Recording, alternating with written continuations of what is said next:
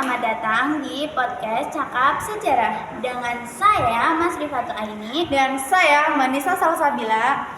Kita kedatangan dua bintang tamu spesial dan keren-keren loh. Dari mana nih? Dari SMK Negeri 1 Malang dong. Langsung aja kita panggil Cantika dan Ulin. Perkenalkan, nama saya Cantika Indiwara Masyarifa dan saya Zikaulin Kanza Rizky.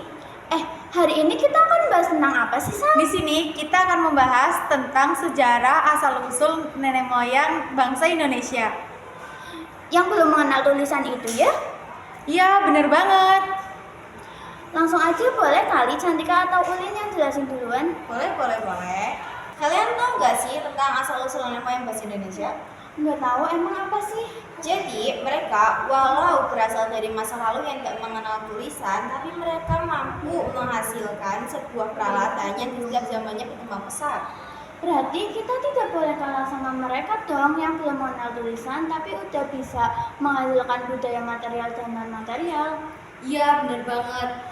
Bahkan bukan hanya bersifat material atau non-material, ya nggak sih, Chan? Iya, benar banget. Mereka juga mampu menghasilkan sebuah tradisi seperti dongeng, legenda, dan upacara. Itu asal-usul nenek moyang pada zaman praksara nggak sih? Iya, benar banget. Tradisi lisan itu seperti apa sih? Tradisi yang dimana mereka belum mengenal tulisan. Kan belum mengenal tulisan. Terus cara mereka komunikasi itu gimana? Tentunya mereka berkomunikasi itu masih sangat sederhana. Berarti pada zaman nenek moyang di zaman praksara itu belum mengenal tulisan ya? Iya, benar banget. Selain zaman praaksara, ada zaman prasejarah nggak sih? Bukan prasejarah doang, ada nirleka yang hampir sama artinya. Di Indonesia, peradaban sejarah Indonesia di abad 5 Masehi dibuktikan dengan apa sih teman-teman? Dibuktikan dengan penemuan prasasti yang ditinggalkan oleh kerajaan Kutai di Kalimantan Timur yang bercorakan Hindu. Sedangkan itu Mesir dan Mesopotamia juga meninggalkan masa prasejarah pada abad ke-300 sebelum Masehi. Artinya kita lumayan tertinggal jauh dong dengan Mesir dan Mesopotamia. Terus asal-usul nenek moyang bangsa Indonesia itu ada teori out of Africa ya? Bukan hanya teori out of Afrika doang, ada teori out of Yunan, teori out of Taiwan, dan teori Nusantara. Ya udah, gimana kalau kita bahas satu persatu dulu teman-teman? Boleh sih, ayo. Kenapa kau lakukan hari ini kalau kau bisa melakukannya besok? Few moments later. Sekarang kita lanjut aja ke teori yang kedua, yaitu teori out of Yunan. Teori out of Yunan menyatakan bahwa nenek moyang bangsa Indonesia berasal dari Yunan atau Tiongkok. Teori out of Yunan dibagi menjadi 3, yaitu Melanozoik, Proto-Melayu, dan Deutero-Melayu. Melanozoik itu tersebar di mana aja sih? Melanozoik tersebar di Lautan Pasifik, sekitar Papua Barat, Ambon, Maluku, dan NTT. Kemudian mereka terdesak bangsa Melayu atau Proto-Melayu dan Deutero-Melayu. Terus Proto-Melayu itu masuk ke Indonesia nggak sih? Proto-Melayu masuk ke Indonesia kurang lebih sekitar 1500 sebelum Masehi melalui jalur laut dan darat. Dari Cina bagian selatan mereka bermigrasi ke Indochina sampai Siam ke Kepulauan Indonesia. Mereka menempati pantai nggak sih? Iya, benar banget. Mereka menempati pantai, tapi bukan hanya satu doang loh. Ada Sumatera Utara, Kalimantan Barat, dan Sulawesi Barat. Ras Proto-Melayu ini membawa peradaban batu di Kepulauan Indonesia ya? Ya, mereka juga mewarisi kebudayaan batu Basko Huaping loh.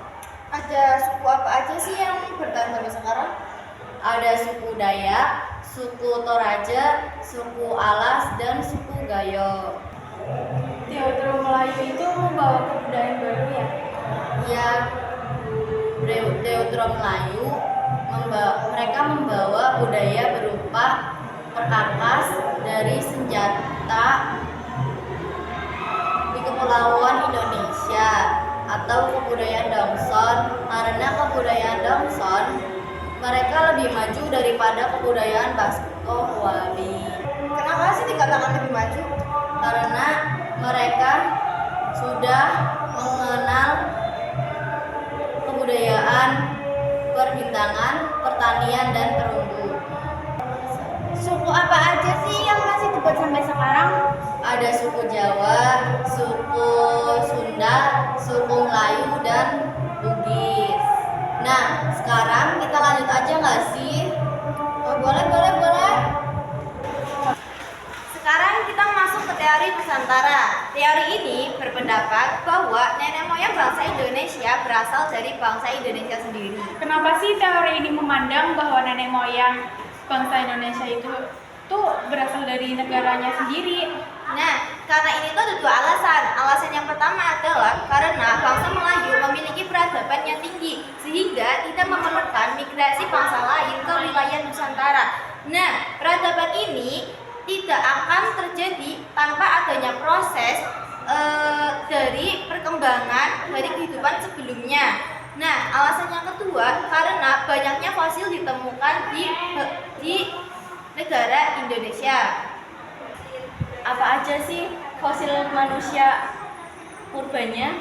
Ada fosil manusia Megathropus paleojavanicus. Nah, ini itu adalah manusia tinggi besar yang ada di Jawa. Dan ada Pithecanthropus erectus, yaitu manusia kera. Apa aja sih manusia Homo itu? Jenis manusia Homo itu ada banyak loh, contohnya Wajapuensis, Solensis, dan Floensis. Nah, artinya teori ini itu memandang bahwa manusia yang ada di Indonesia ini memang masih keturunan manusia purba loh. Homo ini adalah jenis manusia tercerdas pada masa itu. Menurut teori ini, orang Indonesia merupakan keturunan Floensis. Ini dia teori dari Nusantara. Teorinya ada lagi nggak sih? Ada lagi tahu, masa kalian lupa sih? Ada satu teori lagi, yaitu teori out of Taiwan. Langsung aja nggak sih bahas? Ya sih. Boleh. Nah, jadi teori out of Taiwan itu, teori ini berpandangan bahwa bangsa Taiwan dengan bangsa Indonesia itu memiliki kesamaan loh. Contohnya kesamaan bahasa Austronesia. Bahasa Austronesia itu apa sih? Aku kok baru dengar. Bahasa Austronesia adalah bahasa kesamaan penamaan yang ada di Taiwan dan di bangsa Indonesia. Terus apa aja sih kesamaan dari kebudayaan Taiwan dan Indonesia? Jadi kesamaan yang ada di bangsa Taiwan dan bangsa Indonesia adalah contohnya bercocok tanam seperti ubi, padi. Apa aja sih kebudayaan barunya? Kebudayaan barunya adalah demokrasi ternak ayam, penggunaan perhiasan, dan cara makan sirih. Nah, sebenarnya tidak ada keempat teori ini yang benar-benar dari yang lainnya nih, karena keempat teori ini saling melengkapi. Nah, itu dia podcast Cakap Sejarah kami. Sekian dari kami. Wassalamualaikum warahmatullahi wabarakatuh. Ya udah, assalamualaikum gitu.